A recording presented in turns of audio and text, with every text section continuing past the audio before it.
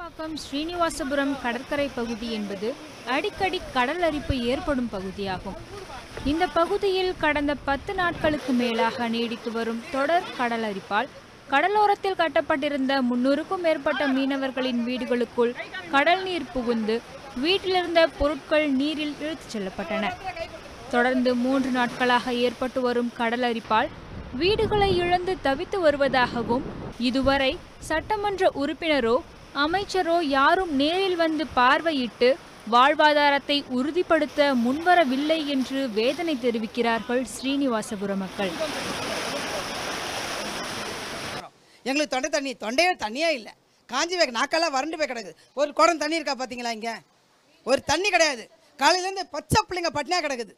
இதுவரையில எந்த கட்சிக்காரங்களும் எங்களை சாப்பிட்டியான்னு கூட கேட்கறதுக்கு இல்லை. ஏரியா உள்ளே வந்து பார்த்தா தானேங்க வந்து அவங்களுக்கு தெரியும். அங்கேயே நின்று வந்து மடிக்கிட்டு அங்கேயே நின்று பேசி முடிச்சுட்டு போனாக்கா அவங்களுக்கு என்ன தெரிய போகுது ஆஃபீஸருங்களுக்கு? சொல்லுங்கள். அதாவது வந்து ஒவ்வொரு ஏரியாவில் வந்து ஒரு ஆஃபீஸர் வராருனாக்கா ஏரியாவில் உள்ளே வந்து பார்க்கணும்.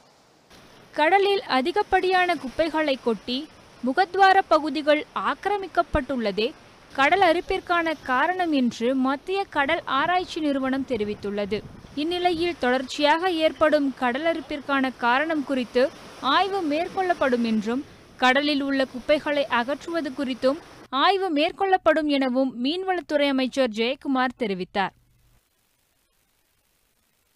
அது இந்த அரிப்பை தடுக்கிறதுக்கு வந்து இப்போ வந்து இது எடுத்துகிட்டு இருக்கோம், சர்வே எடுத்துகிட்டு இருக்கிறோம். அது வந்து இப்போ ரிப்போர்ட் வந்து வந்தோடனே அதை வந்து அரிப்பை ஸ்டாப் பண்ணுறதுக்கு நிச்சயமாக வந்து அதுக்குரிய ஃபண்ட்ஸ் எல்லாம் ப்ரொவைட் பண்ணிடலாம். மீனவர்களுக்கான வாழ்வாதாரம் என்பது கடலும் கடல் சார்ந்த இடமும் தான். இந்நிலையில் மீனவர்களின் வாழ்வாதாரம் பாதிக்காத வகையிலும் உயிரிழப்பு ஏற்படாத வகையிலும் கடல் அரிப்பு போன்ற இயற்கை நிகழ்வுகளை அணுக வேண்டும் என்பதே ஒட்டுமொத்த மீனவர்களின் எதிர்பார்ப்பாக உள்ளது.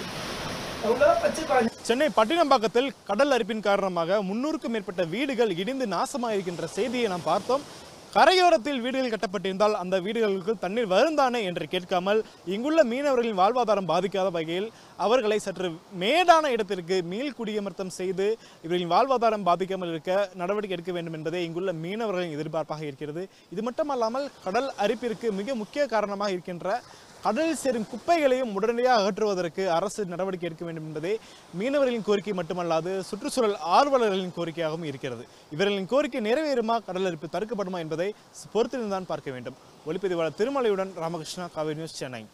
முக்கிய நிகழ்வுகளை அறிந்து கொள்ள காவிரி நியூஸ் யூடியூப் சேனலை சப்ஸ்கிரைப் செய்யுங்கள். உடனுக்குடன் செய்திகளை தெரிந்து கொள்ள காவிரி நியூஸ் சமூக வலைதளங்களோடு எப்போதும் இணைந்திருங்கள்.